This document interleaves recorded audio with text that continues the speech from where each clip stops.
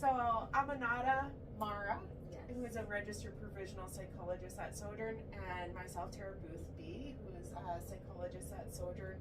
And something we have in common is we're both creatives. So we're in the arts community, and we thought that since I had you here, I actually roped you into talking to me about let's do something about creative process. Yeah. And it's such a special and unique part of being human for me is being an artist. Yeah. And so I guess for you, a bit of maybe your story, or like how do you identify as an artist? I haven't identified as an artist because that is something that I sort of tend to hide from people. But my story and how I sort of came into that, call it a realm. Yeah. I went through a season in my life where I experienced something that was quite traumatic. And I was young, like I was in my first year of university. Wow. And I didn't have a lot of support then, in terms of like, you know, like a consistent person or like a group of people that I could sort of trust enough to hold space for what I was sort of dealing with. So a lot of it just became me and God, essentially. Yeah. And so I would like, I got to a point where I was like, I just kind of need to draw closer to Him. Yeah. And sort of draw strength from there. So at the time I was 18 turning 19, first year at university, yeah, 18 turning 19. And so I would just spend these moments at night just in worship. In worship and like in tears. So like, would you just be singing? I would just be singing Whatever- whatever's on my heart. So you were just like in the craft of singing and very spiritual. Yeah. I think all artists get that piece of like, it's the spiritual, existential experience. It's a Yeah. vivid, visceral. Yeah. And for you, I mean, I think too, because we both identify with a Christian Yes. worldview or Christian point of whatever. So we can feel a little sheepish noticing God, but it's a part of the artistic process. It was a very spiritual awakening. It was. And that's what actually brought me out of that Wow. like dark place, because I didn't really have anything else to anchor on, or anyone else. to And anchor were on. you always a singer? Did you know that? I was, but it was more so something I just did. I didn't really connect to it. It was just sort of like, Wow. and even how that was found out was like me and my sister were just singing one day, and then somebody's like, "You guys sing? Come and join the choir." And so I was just there. But when I went through that traumatic event, I actually stopped singing. Wow. I left all of that. Yeah. I didn't feel like I could do it, but that's the same place that I found myself back in. It's interesting because I appreciate that. I mean, our darker spots can be very inspiring for creatives Yeah. and for our craft. But then also my own traumas, it can feel very spiritually dead, like a dead zone, or I don't want to be too close to my spiritual reference, or forget how to talk to God about it, or these things, and then also not write, because for me my art is poetry and then writing. Yeah. But these sort of seasons Force us back into that. Yeah, and I didn't know that powerful story for you, so I'm glad that I asked. I'm glad you've shared it. It also, what's interesting is you're alluding to the secure base, safe haven experience with higher power, with God. And I think about this a lot as well. How so? Well, I mean, it's an existential experience to lean on our spiritual dimension of our personhood, and to connect, to believe in God, and to have that relational connection. It can be very healing, is what you're saying, and I agree. That's my experience as well. And it's not a religious experience. It's a relationship, a spiritual relationship.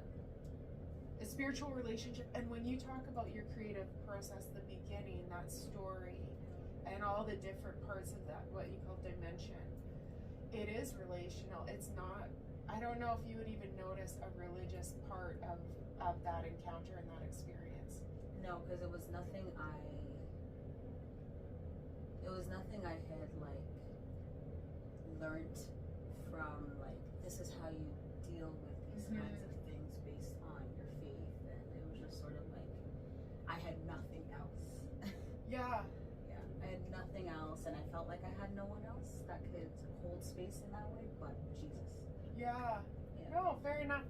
And then it is interesting because we're sort of trained to be cautious about how we speak about our spiritual selves as clinicians.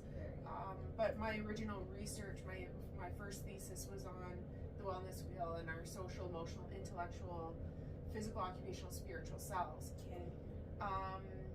But there's also this place to just be human, and we're whole people. And so a big part of the creative process for a lot of creatives, there's that spiritual component. And yeah, it's sacred space, and we're not trying to force anybody to think like-minded, but then what's unique about the creative process is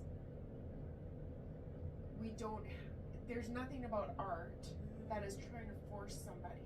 A song doesn't force you to believe the same thing as the person singing and writing. A picture doesn't force you to believe, like, these pictures mean a lot to me, but I have no influence over what other people perceive of those pictures, or poetry, or my book. So it is an interesting thing to think about, how our whole selves show up in our art. But also, we aren't leading anybody. It's just being human. Sharing your story, experience. Yeah, so you're a psychologist, and then also you are a singer-songwriter. Yeah. I always say I don't write songs, I get songs. Yeah. That's literally what it is. They come to you. Yeah. It just comes, like, out of the abundance of what I believe the Lord has already put there. Yeah. It sort of flows. So and it's beautiful, and it's nice. I think that we need to hold space for people to be their own selves, and like for you, in this beautiful creative experience that makes you more alive to me, to know this about you. And I feel like I've become more human to a lot of people because of my book and people reading it, and It's like, oh, that's who she is. yeah. Yeah. And I will say, like, may we meet in the pages of my book. I've said that to a lot of It's people. beautiful. And it's like that with you, that people meet with you in your songs. And then it changes. I don't know, I feel different about noticing my spiritual self. There's still an anxiety, I think, because the pressure that we feel not to talk about, like Jesus in particular, the word Jesus gets me very anxious still. However, what's behind that word is where I belong. Like, there's this relational thing, and we can still work through our spiritual self, but maybe in the creative process, that's the right pressure for people. Yeah. I think another beautiful thing is that how that version of ourselves still shows up in the therapeutic space without it being like an obvious thing that you're pressuring on somebody, right? Because for me, I feel like that comes with me every time I'm sitting down with a client without me being like, you need to give your life to Christ, right? It's kind of like just that love, that presence. Yeah, no, and it is, we're not going to try to make people believe the exact same things about life. But what I find, especially when I've been going through my own hardships, our spiritual dilemmas, is the spiritually wise people, even if their wisdom is different than mine, we have such beautiful meaning. Some of my Muslim clients, my Sikh clients, my Reiki clients, they're different than me. but their spiritual wisdom creates this ability to have a different level of connection in session. Even if we're not necessarily talking about all these things, but people want to talk about their faith orientation, or, you know, our experience of moving in and out of our spiritual identity, feeling safe to move in or not safe to move in, which is human. But other people are having those same experiences, even if their view of God is, or their language is different. Yeah. So it's pretty powerful, and maybe too that some of the pressure that we try to really hold space as a creative and as a person who has spiritual beliefs, both, that we know it influences relationships. Definitely. But then we're also, there's this cautiousness. Like, what is my sacred space that I don't share? And then what is something that I don't share because it potentially would do harm in therapy? Yeah. That's always something to consider, Yeah. But it's nice, you know, and I guess, how is it for you to talk about your creative self right now? Like in this conversation? Yeah. It's something I'm getting more and more used to sharing. Yeah. Because even this project that I'm currently working on, like, it's the first time I'm releasing an album, like, ever. Yeah. So, like, that's me literally saying, like, hey guys, I have this gift. And Yeah. like sharing it, right? So that has sort of pushed me a little bit more out of my comfort zone. So this conversation is not like as, you know, Crazy. crazy.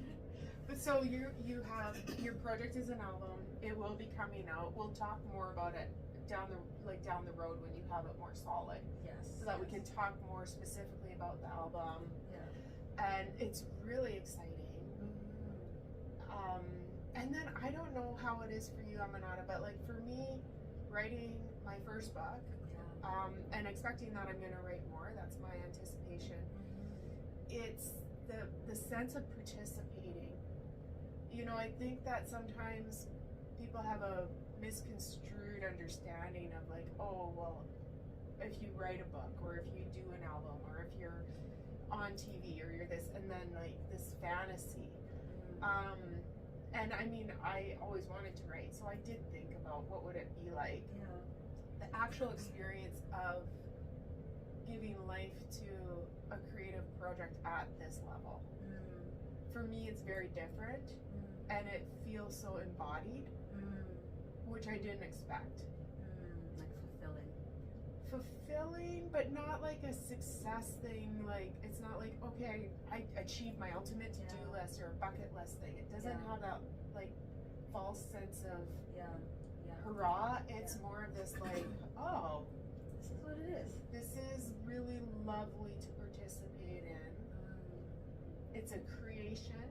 There's a life force. Like, your album will have a life force. And so then I don't know how you notice that, like what I'm calling participating. Is it sort of that, you know, coming to the realization of, okay, like, this is real, like, I've done this, and this is going to, in one way or another, like, impart something to people. Well, and it's a huge gift. Like, you're giving this gift. This album is a gift, and it's manifested out there. Like, once it's out of your arms. It's no longer like this, like you said, like that sacred thing that's just you and like your thoughts and your ideas and your experiences. It's not like, here's everything I've experienced, I've gone through, like your book, right? Yes. All the research I've been exposed to, all the things I've been contemplating over the past X amount of years. Here it is. And authors, the writing community will often talk about it as like birthing. Like, you birth a book, and then my colleagues will be like, oh, well, I could help midwife the next one, or this, like the language. And I don't know if the music industry people talk about it that way. I definitely see and can like visualize my experience sort of building up to like what you're like sharing in terms of like getting to the point of, because now we're sort of finalizing some things for the album. So getting to the point where it's kind of like, okay, like this thing that I've sort of incubated for so many years is now going to be out there, and it has all this life in it. I use the metaphor of Benjamin Button about my book. Like, I birthed this thing that is older and wiser than me and taught me so much. Like it, like you talked about with your spiritual awakening, and when you just started singing out to God, the healing of writing and the healing of reading that book, my book, like a bajillion times. So I felt like I birthed this old man or old person. I don't know the gender of the book, but and then it's strange, you know, because it's still my little baby, but it's also this older, wiser thing. And Sue Johnson, the founder of Emotionally Focused Therapy, passed away last week, and so I've been speaking with colleagues, and my one colleague mentioned she was talking to Sue, and Sue said sometimes Sue would read her writing. Sue was a fabulous author. And she'd say she'd be reading herself, and she'd read it and go, "Who wrote that? That's very, very good." And I think there's some of those moments with the craft where it's really special to look at what you've done or listen and be like, wow, that's good. Right. And it's different than a pride or an arrogance thing. It's not a checkmark thing. It's like, this is really cool to just be alive with everybody else who's alive, and to have given this part. And I think that speaks to our creative nature, even just going back to like the spiritual side of things. When God created things, right? And as he was going through that process of creation, after everything he created or that he birthed, he looked at it and said, "It's good." It's good. And to hone in on the goodness, one of my mentors, Ron Dart, we were talking about books, and he's just, I said, "Ron, I put it out," and then almost right away, one of my other mentors found an error that changed the tense of a sentence. So it was like, kind of like, to me, like I felt, oh no, right? And Ron was like, there's no perfect book, and there's gonna be errors, and he's like, you can't try and wait for the perfect book, because then you'll never ever publish. And Ron is like the best read person out of anybody I know. He is like, his brain is so fascinating with how he's read so much, and he can connect all these wise books together. And then my friend Jared Robinson, who did the art on the cover of my book, he's like, art's never finished. And so it's this weird human experience, the perfectly imperfect experience of participating and knowing that we're putting our full humanity out there. There's going to be errors in my book. There's going to be little things where you're like, oh, why did I do that? When but that's the beauty of it, is they're these little lives, like our clients, like the children that we know. Beautiful. So then we're going to wind things down, but I want to ask you a question. I think, and I don't know my answer, so what would be advice? Because maybe for colleagues who are creatives and they want to get more into their creative and take the plunge, or just people who are creative and they're a singer-songwriter, writer, artist, and they haven't taken the plunge. Like, what do we think what's our advice? Like, what would you say to somebody who is keeping it private? They're not really... they're keeping it private. I think I would say try to think outside of yourself. In terms of the many other people that, number one, that don't necessarily need it, but can still be really impacted by it positively, but those that actually need it. There's people who will need it. We will give something to somebody that they need. And then also, because like for your book, for example, there's some people that will read that book and be like, this is everything that I needed to heal themselves, their relationship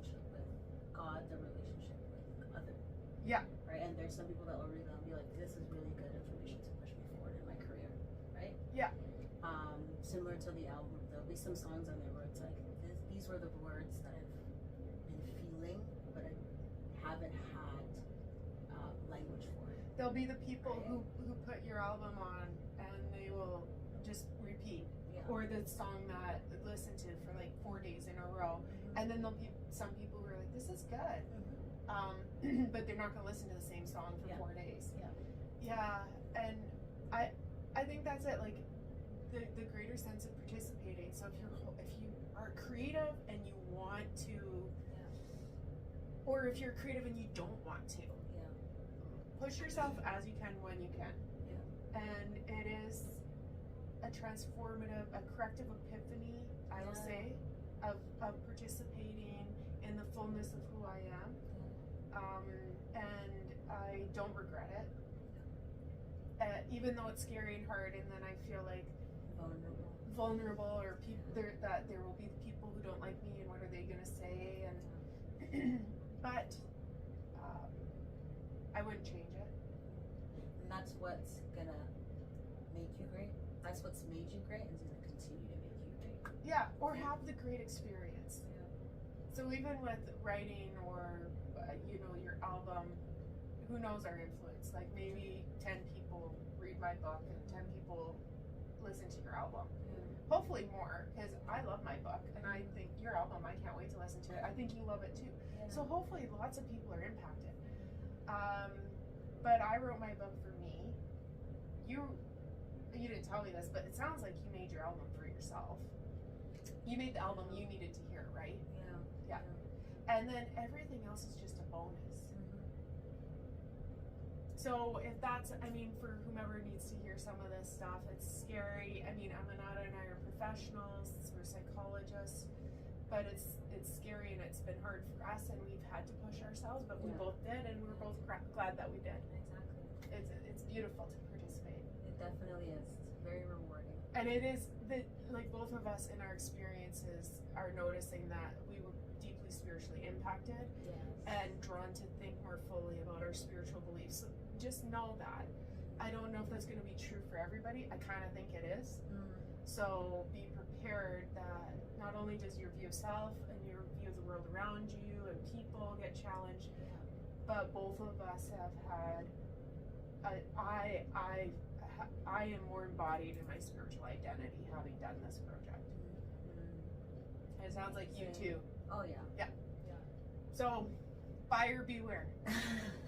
You do it. You live your fullest life. Oh yeah. There's a chance that your spiritual identity will be challenged and hopefully refined.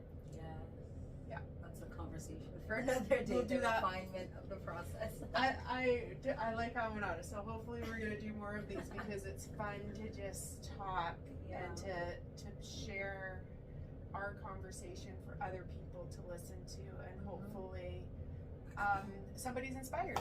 Go do your art, people. Do your art. Get to work. Get to work. There's people out there that need it. There's people. Yes. Okay. Thank you. Thank you.